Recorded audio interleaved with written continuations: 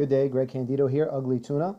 And today I'm doing a little bit something different. Instead of doing hand of the day or hand history reviews, I figured that I would just do a little bit soul searching. And my training lately has been reassessing about the hands that I'm playing and from the positions of where I'm playing.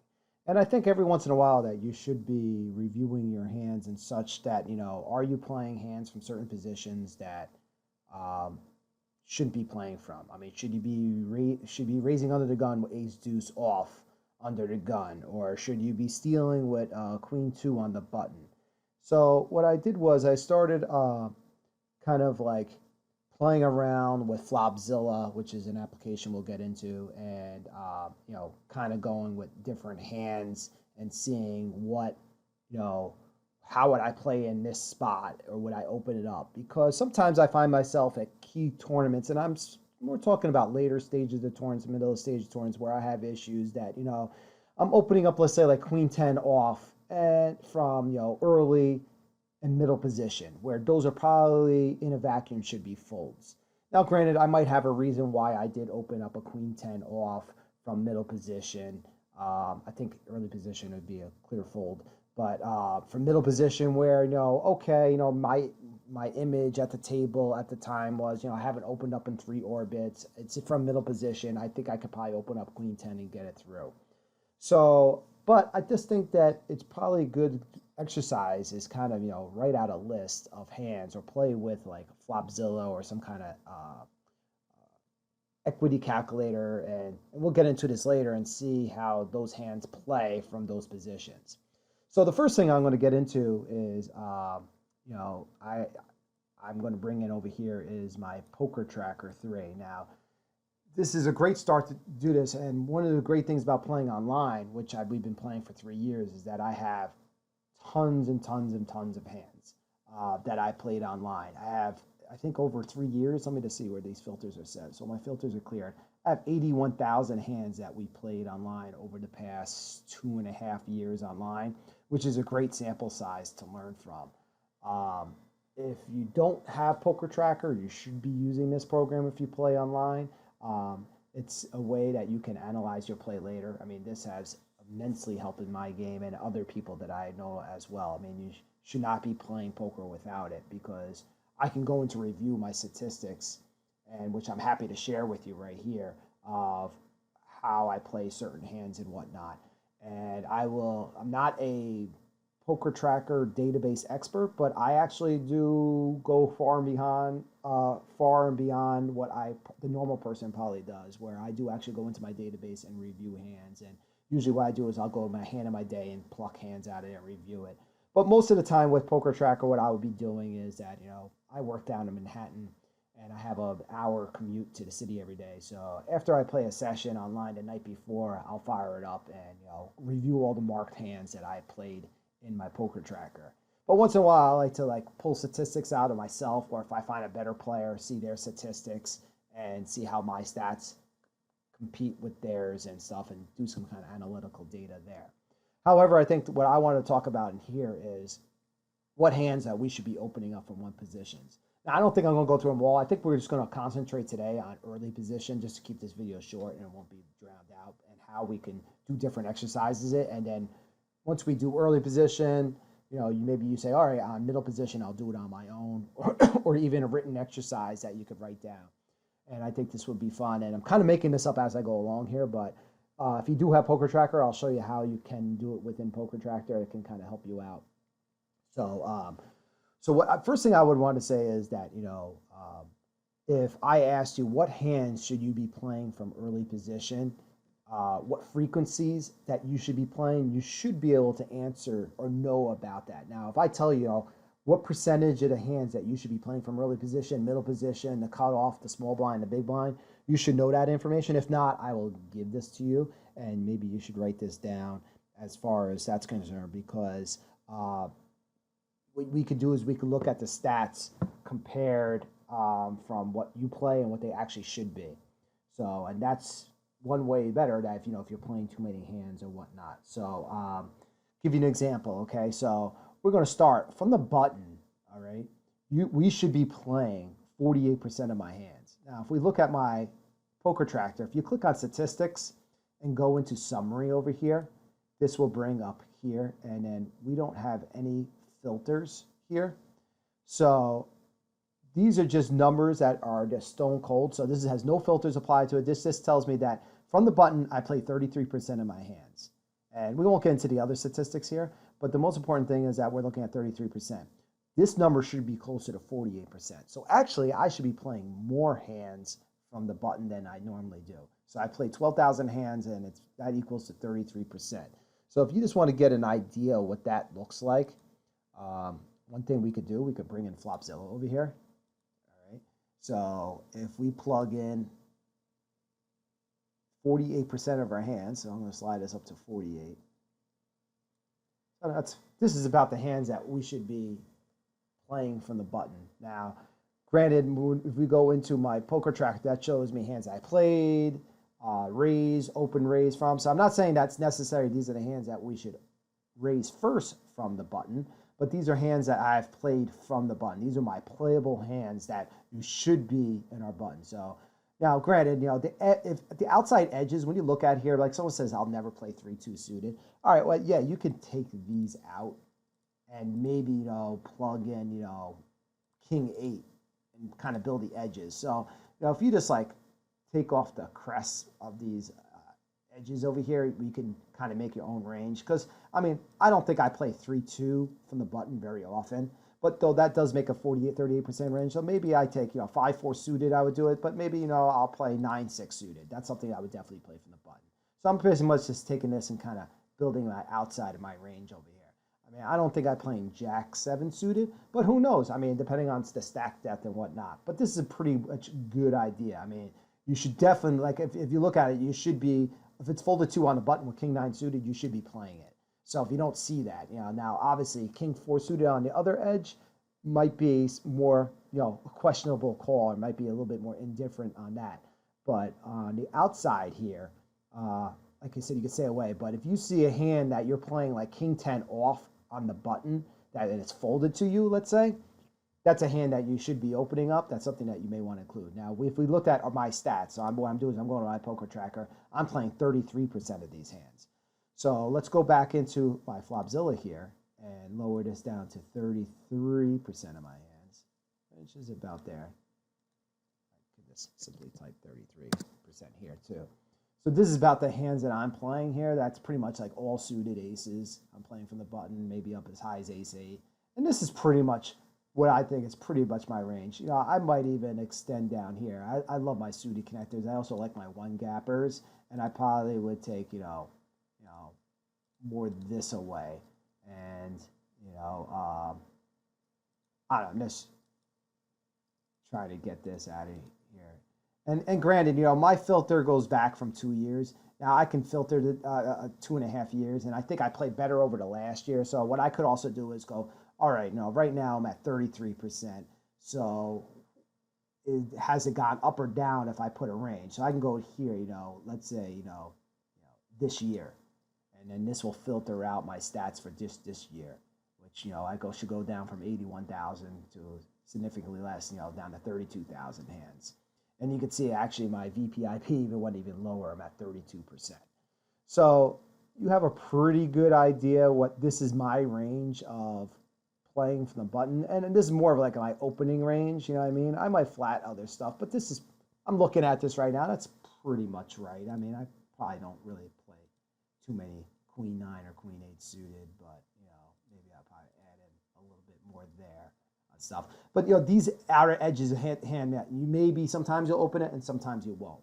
Where, like 9-2 off is a hand I definitely would not play. Now, this is what my range basically is, but we can also now go into Poker Tracker and find out actually what hands I did play from there. So if you click under summary here, we go to Hold'em hand range visualizer, all right? And then what we're going to do is I want to see all my hands that I was raised when I was first in from the button. So this is a pretty good idea of hands that I was the first one to raise from the button. So it was folded to me on the button, and you can see all these hands that I've been playing, which is pretty wide. I'm just going to try to move this down a little bit more so we can see all that. So you could see that this is a pretty um, wide range of hands that we're playing here. Um, and then you can also play around here. Now, what in here? We're going to get in here. So what I want to do is that I don't really care about too much from the button, but I think that I was noticing that I've been leaking a lot from early position of what hands I've been playing. So I'm going to uncheck the button here, and we're just going to put in early position. Now, just give you an idea. Let me just give you an idea. Okay, the button should be, let me just go through here. The button should be at 48%. All right, so I'm just going to actually go back real here quickly to summary here. All right, just give you an idea. So the button should be at 48% of hands you're playing. From the cutoff, we should be at 27%, which I'm right there. All right, and then from middle position, I should be at 18%. All right, and I probably play a little bit too many hands from middle position, which is probably a little bit of a leak. I mean, I think 3% is not really going to off to there, but maybe I should be tempered down what that is. And then from early position, it should be 13%, and I'm playing almost 17%, almost playing 5% more than I should be from early position. Actually, 13% is from UTG. So from early position, let's say you say under the gun +1 is probably pretty much considered early position. So maybe you could probably add 13%. You could probably bump it up to like 14, 15%. So I'm not terribly too far off from there, but we're going to analyze this a little bit further. And then from the big blind, I mean, this is obviously never open raising first one in the big blind, but the small blind where is you should be playing 36% of the hands. And I'm probably completing or raising too much from the small blind, which is probably a big leak of mine. This is probably the biggest leak where it should be 36% percentage, and this is like the biggest one. It's at 48% of blind play. And you can obviously see that I lose most of my chips around the blinds, so I should really kind of research that more. I've pretty much been winning at all other spots besides that. But for the purpose of this video, I'm just going to worry about early position play, where we should be at 17%, maybe under the gun, that should be as low as 13%. So if we go into, all right, so we're going to change summary, to Hold'em range visualizer, and we're going to say first in, and we're going to say from early position. Now, this is what the hands I'm pretty much playing. Now, granted, we can kind of get this out of here. I mean, I played once, once out of all my hands, that 10-3 off, and you could see I lost it there.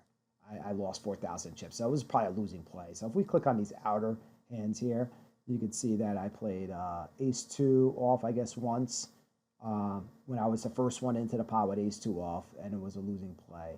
And then, if we get more into the stuff that's more in my range up here, you can kind of see like ace-king off, we had 43%. And I think this was just filtered to this year. So if we say all my dates for 3 years, probably see a little bit more. So we'll let that build up. So you can see that, under the gun, you can kind of see that, I like my suited cards and stuff. And the darker greens means that I've just played a hell of a lot more to frequency, 6% of the time and whatnot. So this is the kind of thing that you definitely want to be able to analyze your play and say, all right, I shouldn't really be in it now. We see like 9-6 off here. Well, if I'm playing a lot of 9-6 off over 2.5 years, I only have one hand I'm not worried about. It was a losing play, but maybe like what about pocket twos? You could see that I played pocket twos. I have 8 hands where I raise open it, and I was marginally a small winner. It looks like I hit a full house here, made one pair here, didn't show the hand here. But if we want to even go in here into Poker Tracker and see what this was about, where I won here. So if we say replay the hand, and you could see that even though this was under the gun here, let me just make this bigger here. Under the gun here, it is a short-handed table, and that's why I played the twos. So if it was like a full ring, and I can even filter my database more, saying that show me all the hands that were full ring. But in this case, we were short-handed. What do we have? 6 players in here, and pocket deuces is definitely a higher raise here. So I popped it up here, and we get called on the button, and then I made a little steal temp at the end, and I was able to take that down. So obviously this board is going to crush my range hell of a lot more, especially if I have an ace here I can represent, and then maybe this guy in the button. Plus stack sizes also might influence the way you're going to play these hands as well.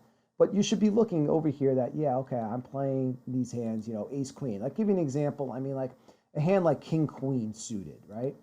Or even king queen off. Let's take king queen off here. I mean, this is a hand that, how difficult is to raise under the gun where, at a full ring table. And the way you could also do a full ring table is, I think you can go into more filters here, and you can set the table, game details, let's say table size, and we can say 9 or max. I don't know if that necessarily does it. Let me just go into more filters. I'm going to say add a filter. Should be something like maximum number of players. So you could say, all right, so this is more where you want. So let's go back in here. Let's close this filter, add a filter, and then number of players. And then we'll say players dealt in, and we're going to say between 9 and 10. So I want to see what I have is at a full ring table under the gun, all right, or from early position, which they can, I think early position under early position under poker tracker is considered under the gun plus under the gun plus 1. So you can see that this is even tightened up a little bit more. And the question we want to see is, all right, we have king queen suited at a full ring table, and you can see that I've been losing money at this. I mean, I'm down 1,400 chips. If we look right here, we have 9 hands of history. And, we played 1, 2, 3 hands I won, and I lost 6 hands. I mean, you don't really want to look so much at how much I lost in the chips because it all depends on the blinds and whatnot. But you want to look at, the map maybe more the time. So 1/3 of the time I lost with king queen suited. And that's something that you might want to think about. Okay, at full ring table, maybe king queen is not a profitable situation. I mean, let's give you an example. If you're playing king queen suited here, and you're going to be out of position to most of these players here. So if we raise up to 800, and we get called on the button, I mean, how many good flops can you really continue? Do you really want to see an ace on there? You could try to represent it. I mean, you can see the hero and the villain, we pretty much have similar stacks. So this might be an interesting spot. So now, do you continuation bet being out of position in this hand? I mean, I guess that's a board that you can continue, try to represent an overpair. I don't remember when this hand happened. I guess I don't know, and I don't know who the villain is. I masked the names for the privacy of this video, but maybe I just felt like that I couldn't make a bet there, so I checked back there. I pretty much played this pretty passively, and we lost to an ace there.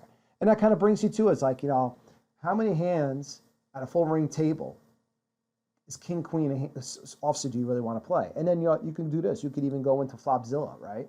So let's say we have a hand king queen offsuit, right? So here's our hand, and we say, okay, I want random boards. So let's say we're under the gun at a full ring table, okay? And let's say everybody has 25 big blinds. So just kind of set it up there. So if you have 25 big blinds and we see a random flop, is this a flop that you're going to really want to continue on if you get called by 1 or 2 players behind you? No, that's not a good flop, right? I mean, you could, like I said, if all the stacks are equal here, maybe you could try to represent a hand like an ace on this board, but you also got to understand where the villain's behind you here. So, if we bring up here and you have king queen and we saw that flop and we have all these people with these stacks behind us, I don't know how profitable play. I mean, you may try to take one stab. So what you could do, the good thing about king queen is like, all right, so show me another flop. Okay, maybe on this flop where we have king queen off and we flop top pair, this is something that you're going to make a pair. Obviously we made a pair 60% of the time, and over pair 40% of the time is going to be an over pair on the flop. But here's a good spot where yeah, I would see bet here. If we do another random flop, that's another one that we would probably bet here. And then here this board is pretty coordinated. Flop draws and straight draws. What I mean, how often are you going to connect and bet on these flops? So you can. That's one thing I like about Flopzilla, that you can take certain hands or ranges and say, how does that range work on here? You know what I mean? So on this flop, you know, king, queen. I mean, we have, if we do king, queen, and suited, let's take aces off here. King, queen off here, you can see that, you know, we're going to make, on this flop, obviously, we're not going to make a hand no percent of the time. But good thing about Flopzilla is that you can also say, all right, you know, how often should we continue? Okay. So obviously on this flop, you're never going to make a hand, but you're going to make a gut shot, obviously, 100% of the time. Now, these are pretty simple because we're only dealing with one type of hand here, which is king, queen here. But if you start doing ranges, you can start playing around with the ranges and see how your equity belongs in there. So, you know, so if we just kind of like this flip here, you know what I mean, overcards, we're going to obviously 100% of the time, how likely we would continue on here with king, queen, and whatnot. So one thing to do is I would recommend that you can get Flopzilla. I know they make it for PC. I don't know if they make it for the Mac. You may want to check it out. I just lost my video. All right, I just lost my video there, but I am back. Okay, so here's one way I want to do it. So one thing you could do is we could write down the hands that we play from these positions and see how you do fare well into those. So if we go back into, let me bring up my poker tracker here. So this is like, again, you know, if you want to find, if you start filtering your database here and the hands that you play. So let's get something like, you know, a hand that we should never be playing, like queen, jack off. Let's say ace 10. Ace 10 off under the gun, is, to me, is usually a clear fold. So now to vote of all my hands that we had, you know what I mean, over 3 years, you can see that I did play it 3 times at a full ring table that I opened it. And, you know, looks like I kind of broke even on this. But, you know, this is not a big enough sample size to see it. But I just don't have a sample size because I know that's not it there. So you can see that, you know, the amount of hands where you could see, you know, ace queen, where we had 22 hands. We could even see that, you know, I've been pretty much been breaking even on ace king. I mean ace queen. So you could even sort it, you know what I mean? I'm not necessarily looking about the amount of chips I won because, again, it comes down to the blinds and antes here. But it's really saying, all right, what your range should be, you know, ace queen. How profitable am I? You know what I mean? So I had 22 times. If I count here, 1, 2, 3, 4, 5, 6, 7, 8, 9, 10, 11, 12, 13. So I won 13 out of 21 times. And, you know, that's, you know, a little bit more than 50%. So ace queen is, I haven't even been that much. You know what I mean? So we could say, okay, under ace ace at a full max table, which I'm surprised. Is it that only this year? Let me see these filters here. I can't believe I only got ace ace 4 times in 1 year. Let's see. Dates all. Yeah, I guess so. At a full ring table. So that means that at least 9 times that they were at my table that I got this hand 4 times. And it was pretty profitable, I guess. You know what I mean? You really don't want ace ace in big blind, you know what I mean? But you wouldn't mind it, you know what I mean? This is when I raised. I mean, I'm sure if I said, oh, no, show me when I limped in, you can say, oh, show me all the hands that I didn't raise when I was first in, that I limped in. So let's say, like, you know, you can go here, limped with previous callers. I wouldn't know if that would qualify. Would I even get statistics? Well, I guess early position, I could get it there. So it's searching my database right here. So in here, early positions considered under the gun plus under the gun plus 1. So you can see that I never limped in with ace ace at a full ring table. I've done it with ace 8 suited twice. So there's not too many hands that I limped in under the gun that were there. I'm surprised I don't see more pocket pairs where I would see limp with previous callers. Trying to just play around with these filters. But you get the idea. I mean, we're just going to go back to raise the first hand. So here's a great exercise where I would recommend that you can go into your database, play around with the hands that you play, play around with the filters. I mean, you know, you could say, you know, on the button, you know what I mean? When I raised first in with pocket aces, you know what I mean? So, and then you could also say, you know, what I limped with previous callers. Maybe I wanted to see, you know, here's my ace ace that I limped on the button, I guess, at a full ring table. So if we replay that, that should kind of bring this back where I did raise there. Why? Oh, this I have it set raised when I first in was on a button. So if we go back, and we say limped with previous buttons. I mean, that's not a play that I would recommend limping with aces, so I don't know how much statistics that I would be doing that with. Yeah, you can see I never had that instance. But how about this? How about you get a situation where you have raised on the button. I want to see how many times I played ace in a pre-flop in a 3-bet pot. I don't want to see. No, this is not the case. You might have to filter this differently. How often do I put money in the chips on the pot? So what you would do is voluntarily put chips in the pot, and then you would have to go to your filters, I believe. And we would say more filters. And we would say add a filter, and then we would go hand details. And I think you want to go to actions and opportunities, pre-flop, and you would say pre-flop calls. Call the 3-bet. So what we did is we called the 3-bet with ace-ace. I don't know if how often that's going to happen at a full ring table,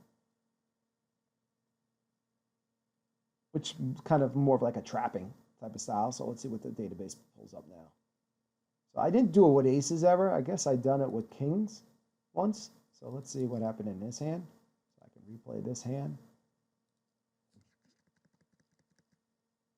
And that doesn't make sense. Voluntary put money in the pot and called a 3-bet. But that was not the case.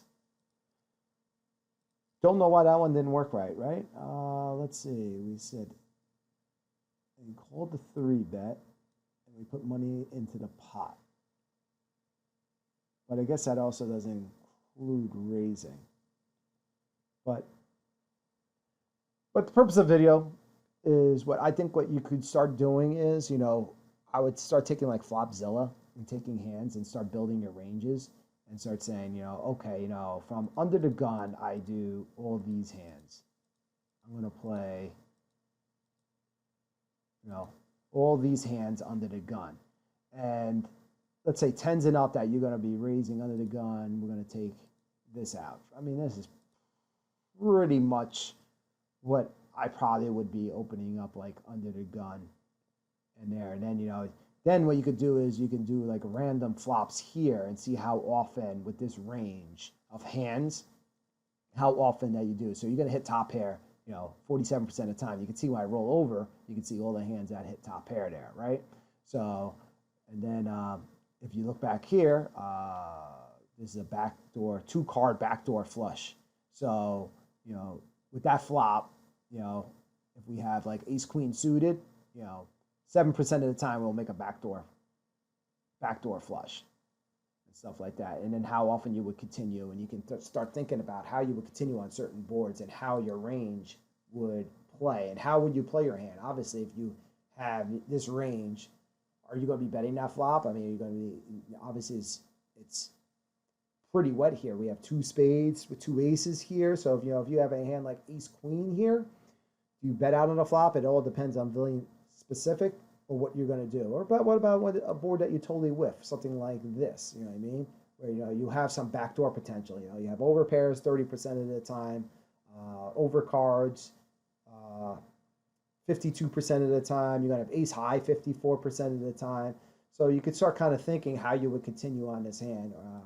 We could even get stuff that is definitely like a lot lighter, where all right, you're gonna have obviously an overpair 48% of the time, which would be what would those overpairs be? So if you hover over, where was it, overpair 42% of the time. So you can see it's the aces, kings, queens, and jacks. Ace high 50% of the time. But maybe like we said, we talked about on the button that I'm playing 33% of the hands on the button. How often is it going to smash these boards are going to smash my flop? You know what I mean? So, if you see with this range here, you can also find out what your equity on the range is. So on the flop, I have 29% equity with my range here.